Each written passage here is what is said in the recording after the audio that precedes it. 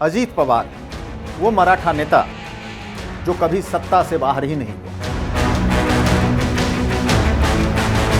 बारामती के दादा, सत्ता के खिलाड़ी, जिन्होंने महाराष्ट्र की राजनीति ही बदल दी।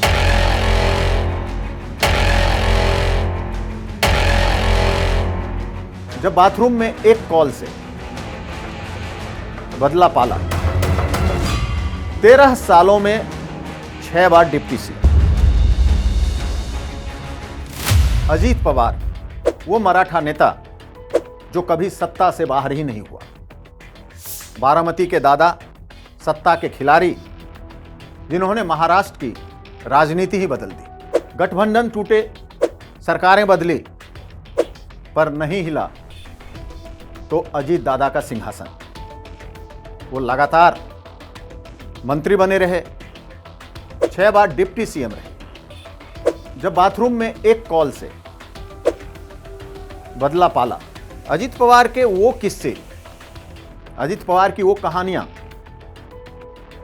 जिन्होंने 6 बार तक उन्हें उप मुख्यमंत्री की कुर्सी तक पहुंचाया, आज हम वो बताएंगे आपको। आज प्लेन क्रैश में उनका निधन हो गया। पूरे देश के लिए बेहद ही दुखद खबर है। आज हम ये भी बताएंगे आपको कि चीनी मिल से डिप्टी सीएम की कुर्सी तक पहुंचने की, वो भी 1 बार 2 बार नहीं, लगातार 6 बार तक डिप्टी सीएम की कुर्सी तक पहुंचने की कहानी बताएंगे आपको।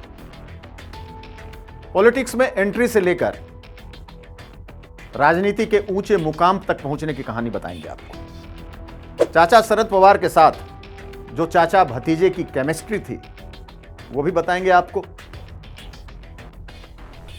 परिवार में विवाद, चाचा से अलग, चाचा से बगावत, उसकी भी कहानी बताएंगे। कैसे डिप्टी सीएम बने और 80 घंटे के भीतर वो सरकार बदल भी गई, सरकार गिर गई और वो वापस अपने चाचा के पास आ गए, ये भी कहानी बताएंगे।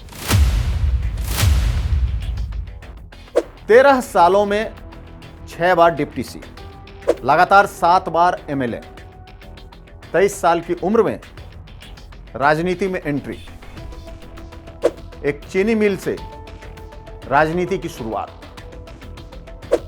चाचा शरद पवार का शैडो माने जाते थे।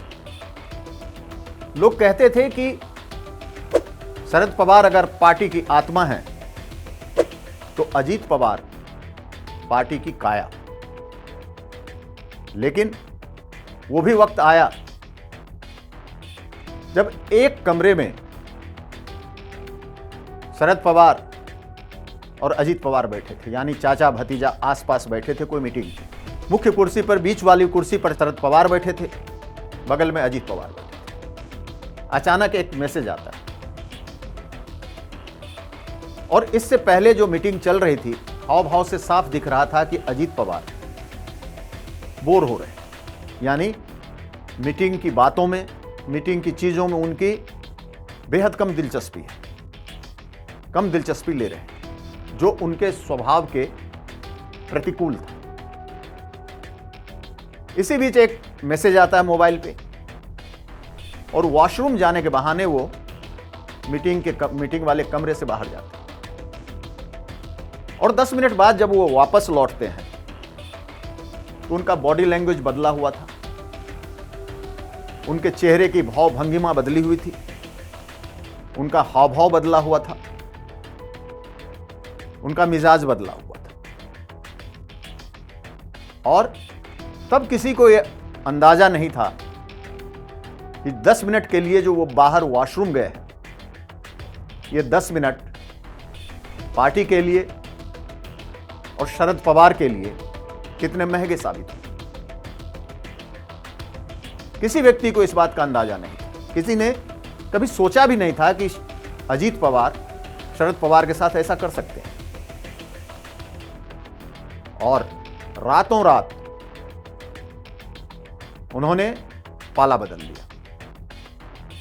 आपको याद होगा, तड़के सुबह राजभवन में शपथ दिलाई गई थी। देवेंद्र फडणवीस ने मुख्यमंत्री की शपथ ली और अजीत पवार डिप्टी सीएम की शपथ ली। एक फोन कॉल आता है, किसी को कोई जानकारी नहीं। 6:30 बजे सुबह शरद पवार की नींद खुलती ही है एक फोन कॉल से, और सामने वाले व्यक्ति ने कहा कि वो राजभवन से आ रहा है और एनसीपी टूट गई है, अजीत पवार ने पाला बदल लिया है और वो उप मुख्यमंत्री की शपथ भी ले चुके हैं। कहते हैं उस समय कि पवार सर पे हाथ रखकर, सिर पर हाथ रखकर बैठ गए थे।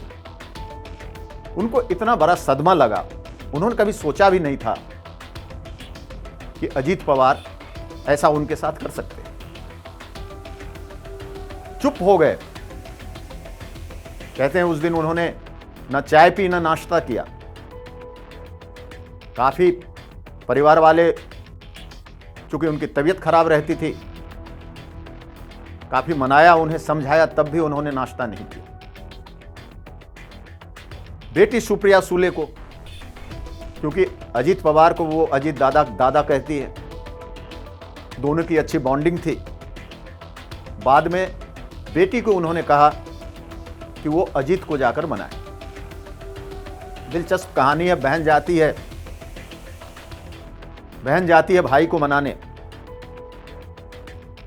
कई घंटों तक मनाती है, समझाती है, और नतीजा ये होता है कि 80 घंटों के भीतर वो सरकार गिर जाती है और अजीत पवार वापस अपने परिवार में आ जाते हैं, अपने एनसीपी पे आ जाते हैं, अपने चाचा के पास आ जाते हैं। बेहद ही दिलचस्प कहानी है। लेकिन सवाल ये उठने लगे कि जिस चाचा ने राजनीति सिखाई, जिस चाचा ने उन्हें राजनीति के तमाम नुस्खे सिखाए, गुर सिखाए, उस चाचा से बगावत क्यों की? जिनसे ट्रेनिंग ली और जिस जोड़ी के बारे में महाराष्ट्र में कहा जाता था कि चाचा भतीजे की ये जोड़ी कई सालों तक महाराष्ट्र में जादू की है और आने वाले सालों में भी ये जोड़ी जादू करेगी, वो जोड़ी टूट कैसे गई? सही मायने में कहें तो शरद पवार ने ही अजीत पवार को सत्ता साधने के गुर सिखाए, सत्ता को परखने के गुर सिखाए, तरीके सिखाए। लेकिन ये अलग इसलिए हुआ, उसी बहन के कारण, जो मैंने आपको कहानी बताई कि जिस बहन के मनाने पर वो फिर वापस आ गए अपने घर में, वापस अपनी पार्टी में आ गए, अपने चाचा के पास आ गए। लेकिन उनके मन में जो ये ख्याल आया, कहा जाता है उसी बहन के कारण, सुप्रिया सुले के कारण। अजीत पवार को लगता था कि राजनीति में शरद पवार के वारिस वही हैं। लेकिन जब सुप्रिया सुले को राजनीति में लाया गया, सुप्रिया सुले शरद पवार की बेटी है, जब उन्हें राजनीति में लाया गया तो अजीत पवार को लगा कि ये विरासत शायद चाचा उनके अपनी बेटी को सौंपना चाहते, और यहीं से उनके मन में कहीं ना कहीं ये बैठ गया कि अब इस पार्टी में अगर किसी का भविष्य है तो उसकी बहन का ही है। चाचा का ज्यादा भरोसा उसकी बहन के ऊपर है, लिहाजा उन्हें अपना कोई नया रास्ता ढूंढना चाहिए। दूसरा एक अधूरा सपना भी था उनका सीएम बनने का। एक बार इंटरव्यू में उन्होंने कहा था कि शिंदे कम एमएलए होने के बावजूद भी शिंदे को मुख्यमंत्री बनाया गया। अगर मुझे बीजेपी कहती तो मैं तो पूरी पार्टी ले आता, उससे ज्यादा विधायक थे हमारे पास। और उन्होंने साफ तौर पर कहा था कि उनके मन में भी है कि वो सीएम बने। शुगर मिल से उन्होंने राजनीति शुरू की थी, लेकिन उसी शुगर मिल से जुड़े बड़े घोटाले के उनके ऊपर आरोप लगे। आरोप की जांच भी चल रही थी। कहते हैं अजीत पवार को सत्ता का साथ पसंद था। मजाक में लोग उन्हें रामविलास पासवान से भी, केंद्र की राजनीति के रामविलास पासवान कहते हैं। जिस तरह से सरकार किसी की हो, सरकार किसी भी दल का हो, केंद्र में रामविलास पासवान उनकी पार्टी में मंत्री हुआ करते थे, मंत्री होते थे। वही हाल अजीत पवार का महाराष्ट्र में था। मजाक में लोग ये कहते थे कि अजीत पवार महाराष्ट्र के रामविलास पासवान हैं। किसी की भी सरकार रही उसमें वो मंत्री जरूर रहते थे, यानी सत्ता का साथ उन्हें पसंद था। और मंत्री भी ऐसा नहीं कि कोई भी मंत्रालय, हेवी वेट मंत्रालय उनके पास होता था शुरू से लेकर आखिरी तक। अब आइए उनकी जिंदगी के कुछ निजी बातों को जानते हैं, पारिवारिक बातों को जानते हैं। दरअसल उनके पिताजी फिल्म इंडस्ट्री से जुड़े थे। काफी कम उम्र थी जब उनकी मौत हो गई थी। चाचा शरद पवार के साथ ही इन्होंने अपना जीवन बिताया, पढ़ाई लिखाई शुरू की। जब वो बीकॉम कर रहे थे बीच में ही पढ़ाई अधूरी छोड़ दी और राजनीति में आ गए 23 साल की उम्र में। इनकी पत्नी सुनेत्रा पवार, वो भी एक राजनीतिक घराने की है। और जब लोकसभा चुनाव हुआ था तो इन्होंने लोकसभा चुनाव में सुप्रिया सुले के खिलाफ, अपनी बहन के खिलाफ जब इन्होंने पार्टी से बगावत की थी, अपनी पत्नी को खड़ा किया था। हालांकि बाद में इन्होंने अफसोस भी जाहिर किया था कि बहन के खिलाफ पत्नी को खड़ा करना उनकी बहुत बड़ी गलती थी, उन्हें ऐसा नहीं करना चाहिए। लेकिन वहां से पत्नी को खड़ा किया था और वो चुनाव हार भी गई। बाद में उन्हें राज्यसभा भेजा गया। अजीत पवार के 2 बेटे हैं, पार्थ और जय। पार्थ राजनीति में अपनी किस्मत आजमा चुका है, अभी भी राजनीति में है, लोकसभा का चुनाव भी लड़ा था। हाल में बहरीन में जय, उनके बेटे जय की शादी हुई थी। काफी शादी की चर्चा भी हुई थी। तो ये है उनकी पॉलिटिकल फैमिली। चाचा शरद पवार, बहन, चचेरी बहन सुप्रिया सुले। यानी 3 पीढ़ियों की राजनीति है उनकी, अगर आप शरद पवार से जोड़ लें। कहा जाता था कि अजीत पवार जो भी करते थे दिल से करते थे, काफी अच्छे एडमिनिस्ट्रेटर थे और संगठन पर उनकी काफी मजबूत पकड़ थी, कार्यकर्ताओं पर बहुत मजबूत पकड़ थी और कार्यकर्ता उन्हें बेहद प्यार भी करते थे। भले ही एनसीपी शरद पवार ने शुरू किया था, नींव रखी थी, लेकिन एनसीपी को और मजबूत करने और आगे बढ़ाने में अजीत पवार का भी काफी योगदान रहा। बेहद ही लो प्रोफाइल रहकर संगठन को मजबूत करना, कार्यकर्ताओं में हौसला बढ़ाना। यही वजह है कि आज जब उनकी मौत हुई प्लेन क्रैश में, तो एक तरह से कहें कि पूरा महाराष्ट्र शोक में डूबा हुआ, लोगों की भीड़ लगी हुई, लोग रो रहे थे। ये उनकी लोकप्रियता को दिखाता है। और आपको ये भी बताते हैं कि जो प्लेन क्रैश हुआ था और उसमें जो तमाम लोग थे, इतने बुरी तरीके से जल गए थे कि पहचान पाना मुश्किल हो गया। अजीत पवार के सुरक्षाकर्मी ने इनकी जो घड़ी थी और इनका बेल्ट, जो एक बेल्ट वो अक्सर पहनते थे, और जो घड़ी, बेल्ट और घड़ी देखकर पहचाना गया कि ये अजीत पवार है। बेहद ही दुखद है।